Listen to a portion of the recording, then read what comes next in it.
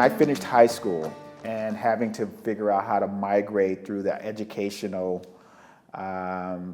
sort of obstacles that I was facing, I had no idea that I was going to end up being, working on Wall Street and starting my own asset management firm. It just wasn't in the realm of possibility. I had no idea what industry I would end up in, or that I would end up being in the investment management profession.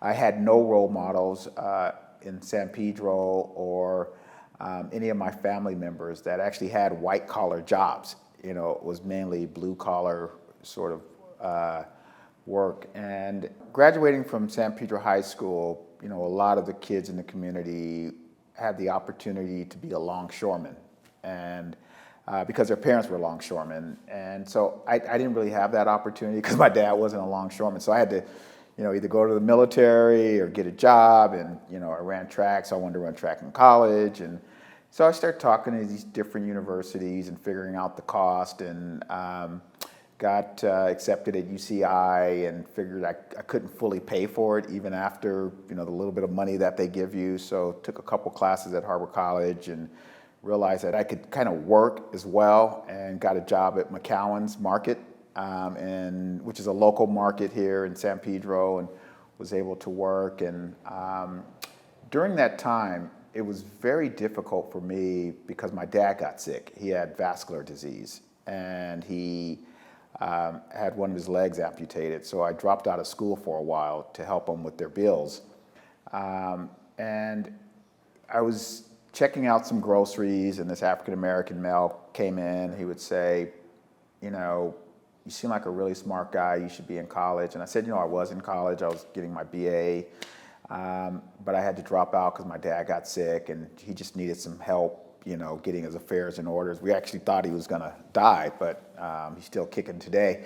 But anyway, he said, that's fine, but people who've come before you made tremendous sacrifices for guys like you to go through, get a degree, and contribute, to society. So he said, next time I come in here, I want you back in school and registered.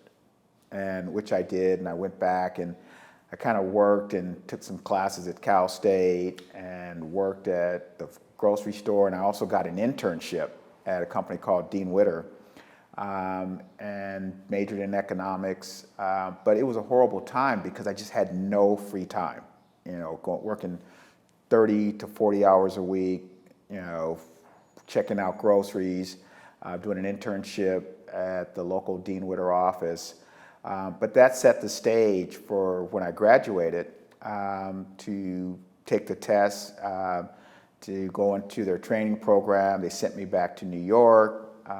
They vouched for my, academic credentials and the fact that I did an internship.